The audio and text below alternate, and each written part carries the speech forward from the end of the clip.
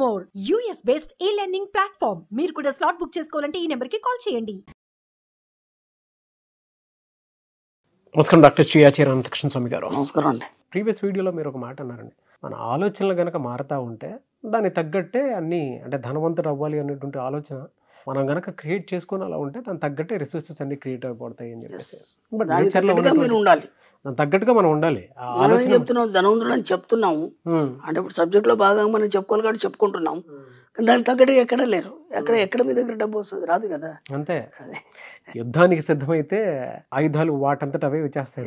అట్లా ముందైతే అనుకోవాలి, అనుకుంటే దాన్ని సమకూరుస్తాయి. అది థ్యాంక్ యూ సో మచ్ అండి. 533వ మనీ మంత్ర వీడియో, ఈ వీడియోలో ఏం చెప్తున్నారు? మనం ఏం చేస్తామంటే ఒక విద్య నేర్చుకోవడానికి ఒక గురువుని ఆశ్రయిస్తాం, ఓకేనా. ఇప్పుడు ఆ విద్య మాత్రం నేర్పుతాడు ఆయన, ఓకేనా. అలా ఇంకో విద్య నేర్చుకోవడానికి ఇంకో గురువుని ఆశ్రయిస్తాం, ఆయన ఆ విద్య మాత్రమే నేర్పుతాడు. మన జీవితకాలంలో కూడా కొన్ని స్టడీస్ ఎట్లా ఉంటాయంటే దానికి సంబంధించి మాత్రమే ఉంటాయి. మనం ఇంజనీర్ అన్నప్పుడు దాని వైపే ఉంటుంది, డాక్టర్ అన్నప్పుడు దీని వైపే ఉంటుంది, ఇంకా వేరే సివిల్ అవన్నీ వేరే వేరేగా ఉంటాయి, ఒక్కొక్కటి ఒక రకంగా ఉంటుంది. కానీ నిజమైన ఆధ్యాత్మిక గురువు అంటే ఎవరు, ఆయన దగ్గర ఏముంటుంది? ఇప్పుడు మనం ఒక దేవుడు కానీ లేదా గురువు కానీ ఆశ్రయించినప్పుడు మనం ఏమనుకుని పోతామంటే ఆయన దగ్గరికి పోతే నా సమస్య తీరుతుంది, అవునా కదా. అది ఎలాంటి సమస్య అనేది ఆ సంబంధంలో, అతని దగ్గర పోతే ఆ సమస్య తీరుతుంది, ఓకేనా. తర్వాత ఇంకో వ్యక్తి వస్తాడు, అతనికి ఒక సమస్య ఉంటుంది, అక్కడ వెళ్తే తీరుతుంది అని ఒక నమ్మకం, ఓకేనా. ఒక ఆశ్రమం కావచ్చు, ఒక ఏదైనా కావచ్చు, అక్కడ కొన్ని వందల మంది వస్తారు, అంటే 100 రకాల సమస్యలు అక్కడ ఉన్నాయి. ఆ 100 రకాల సమస్యలు అతను తీరుస్తాడని నమ్మకం వాళ్ళు ఉండేవాళ్ళు వచ్చారు, ఓకేనా. నిజంగా తీరుస్తారా? నిజంగా తీరుతున్నాయా? ఓకేనా. ఒకసారి మనం పునఃపరిశీలిద్దాం. ఎందుకు చెప్తున్నానంటే మన సబ్జెక్ట్లో మనం ఎవరిని కించపరచం, ఎవరిని విమర్శించాం, వాస్తవాలు మాట్లాడుకుంటాం. మన సబ్జెక్ట్లో మనం వాస్తవాలే మాట్లాడుకుంటాం, ఏది నిజం ఏది అబద్ధం, మనం సత్యం వైపు ప్రయాణం చేయడం విషయంలో మనం ఇదంతా మాట్లాడుతున్నాం. ఇక్కడ నిజమైన గురువు అని ఎవరు అంటారంటే ఆకర్షణ సిద్ధాంతాన్ని అవసోపాన పట్టిన వాడు ఎవడైతున్నాడో వాడు నిజమైన గురువు అని చెప్పబడింది శాస్త్రం. ఆకర్షణ సిద్ధాంతాన్ని అవపోసన పట్టినవాడు వాడిని సద్గురువు అంటారు, లేదా నిజమైన గురువు అంటారు. ఎందుకంటే ఇప్పుడు గురు పరంపరలో నేను గతంలో కూడా చెప్పాను, ఒక్కో స్టెప్ దాటుతూ చివరిలో సద్గురువు అని అంటాం మనం. సద్గురువు అంటే ఇక సంపూర్ణం, ఇక అక్కడ ఏం లోటు ఉండదు, ఓకేనా. ఇక్కడ ఒక్కొక్కరు ఒక్కొక్కటి చెప్తున్నారు, మనకు అది నిజం అనిపిస్తుంది, అప్పుడు కొన్ని రోజుల తర్వాత అబద్ధం అనిపిస్తుంది. అంటే ఒక సిద్ధాంతం ఏదైతుందో ఆ సిద్ధాంతం కొన్ని రోజుల తర్వాత మారిపోతుంది కదా, అవునా కదా. ఎందుకంటే మళ్ళీ కొత్త వాళ్ళు రాగానే మళ్ళీ ఏమనిపిస్తుంది అంటే మళ్ళీ ఇది కరెక్ట్ ఏమో అనిపిస్తుంది. మన టీవీలో వింటుంటాము, ఎన్నో చూసుంటాము, యూట్యూబ్లో ఎన్నో వస్తున్నాయి. ఏది సరైనది, ఎంతకని మనం ఏదైనా ఎటువైపు అని ప్రయాణం చేస్తాం, ఎంతకని మనం వాటిని తెలుసుకోగలుగుతాం.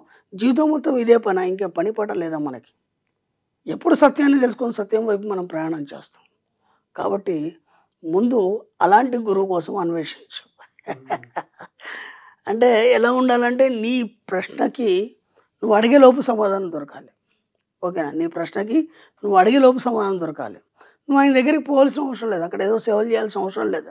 జస్ట్ మీరు ఏదైతే అనుకుంటారో వెంబటే మీకు సమాధానం రావాలి. దక్షిణమూర్తి తత్వంలో అక్కడ సనక సనందాదులు కూర్చుంటే వాళ్ళు ఏం అడగరు, ఆ స్వామి ముందు కూర్చుంటారు అంతే. వీళ్ళ ఆలోచనలు ఏవైతే ఉన్నాయో అవన్నీ కూడా అక్కడ గ్రహింపబడతాయి, అక్కడ నుంచి ఆటోమేటిక్గా ఆన్సర్లు ఇక్కడ రాబడతాయి. అక్కడ మౌనం తప్ప మాటలు ఉండవు. అలాంటి స్థితిలో ఉన్న గురువు కోసం మీరు అన్వేషించండి. అలాంటి స్థితిలో ఉన్నటువంటి గురువు కోసం మీరు అన్వేషించాలంటే మీ యొక్క ఆలోచన విధి విధానం అంత స్థాయికి వెళ్ళాలి. మరి అర్థమవుతుందా? మీ ఆలోచన విధానం కూడా అంత స్థాయికి వెళ్ళాలి. అంత స్థాయికి వెళ్ళినప్పుడే అలాంటి గురువు దొరుకుతాడు కదా. అవును. మరి ఇప్పుడు అలాంటి గురువే మీకు ఎందుకు కావాలి? అలాంటి గురువు మీకు ఎందుకు కావాలి? ఆధ్యాత్మిక పరంగా బోలెడు మంది గురువులు ఉన్నారు, మీకు ఆకర్షణ సిద్ధాంతం అవపోసన పట్టిన గురువు ఎందుకు కావాలి అంటే అక్కడ సంపూర్ణత్వంతో కూడి ఉన్నవాడు వాడు. అర్థమైందా? మీరు వెళ్ళినప్పుడు ఏమవుతుందంటే ఆ సంపూర్ణత్వాన్ని మీరు పొందడం అనేది జరుగుతుంది. సంపూర్ణత్వం అంటే ఏంది? ఇక్కడ ఆకర్షణ సిద్ధాంతంలో ఏదైనా ఆకర్షించవచ్చు, మన సబ్జెక్టే కదా అది. అంటే ఎక్కడ లోటు అనేది ఉండదు అక్కడ, అర్థమైందా? అప్పుడు మీరు అక్కడికి వెళ్ళినప్పుడు మీకేమవుతుంది, మీరు సంపూర్ణత్వాన్ని తీసుకొని వస్తారు. మీరు అమృతం అనేది ఒకసారి దొరికిందనుకోండి ఎప్పటికీ చిరంజీవే కదా, ఇక మళ్ళీ దాని గురించి ఆలోచించే అవసరం లేదు. నాకు ఏదైనా జబ్బు వస్తుందేమో, లేకపోతే అనారోగ్యం పాడవుతుందేమో, ఇట్లాంటి ఏ ఆలోచన లేవు కదా. కేవలం అమృతం కోసం ప్రయత్నం చేయండి. అర్థమైంది. ఇప్పటిదాకా మీరు బోలెడు ప్రయత్నాలు చేశారు, ఎన్నో ప్రయోగాలు చేశారు, ఎన్నో తంత్రాలు చేశారు, ఎందరినో ఆశ్రయించారు, ఎవరేదో చెప్పారు. వాటన్నిటి చేస్తూ చేస్తూ చేస్తూ దాదాపు 40-50 సంవత్సరాలు గడిచిపోయింది. ఇప్పటికీ కూడా మీకు సరైన గురువు దొరకట్లేదంటే కారణం ఏంటంటే మీ యొక్క మనసు సరి అయిన విధంగా ఆలోచించటం లేదు. ఓకే. అర్థమైందా? ఎప్పుడైతే మీరు ఆ సంపూర్ణత్వాన్ని కోరుకొని, ఎప్పుడైతే ఆఖరి సుస్తాన్ని అవపోసన పట్టిన గురువు కోసం వెతకాలని మీకు ఆలోచన వచ్చిందనుకో, అప్పుడు మీరే గురువుగా మారిపోతారు. బా. ఇంకేం లేదు. ఇక గురువు ఎవడో ఎక్కడో ఉండడు కదా, మనమే గురువు అని మనం ఎన్నోసార్లు చెప్పుకున్నాం కదా. అది ఎప్పుడైతే అన్వేషిస్తావో, నువ్వు లోతుల్లోకి వెళ్తావో, నీ ఆలోచన విధి విధానం ఎప్పుడు కూడా సంపూర్ణత్వం వైపే ఉండాలి. సంపూర్ణత్వం అంటే ఏంటి? డబ్బు, సంపద, ఐశ్వర్యమే కదా నిజమైన ఆధ్యాత్మికత. స్పిరిచువల్ సైన్స్ అంటే ఏదో పూజలు పునస్కారాలు ఇవన్నీ కాదు.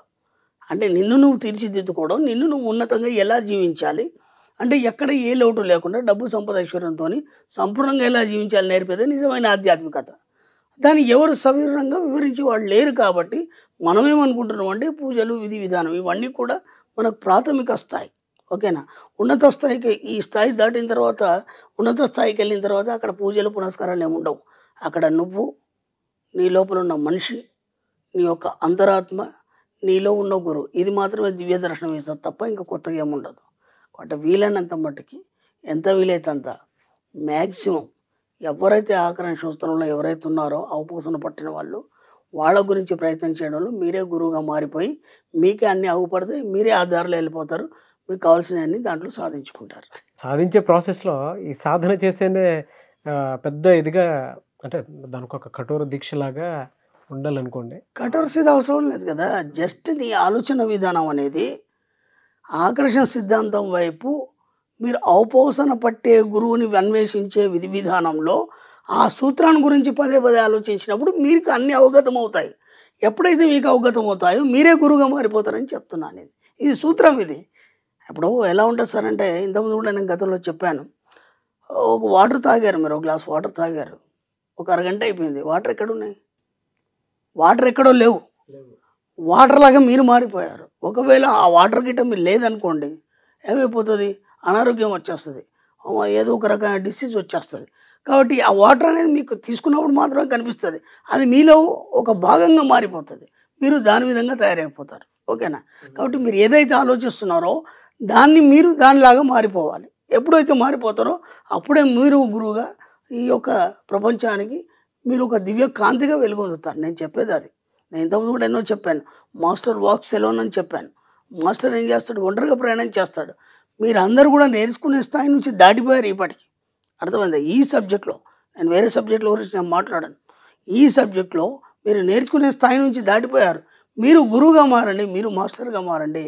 మారాలన్నప్పుడు దాన్నే పట్టుకొని కూర్చొని దాన్ని నిరంతరం శోధన చేసినప్పుడు ఆటోమేటిక్గా మీరు దానిలాగా మారిపోతారు. అంతే నేను చెప్పేది. అంతకంటే ఏం లేదు. మనం ఏదైతే పదే పదే ఆలోచిస్తామో మనం దానిలాగా మారిపోతాం.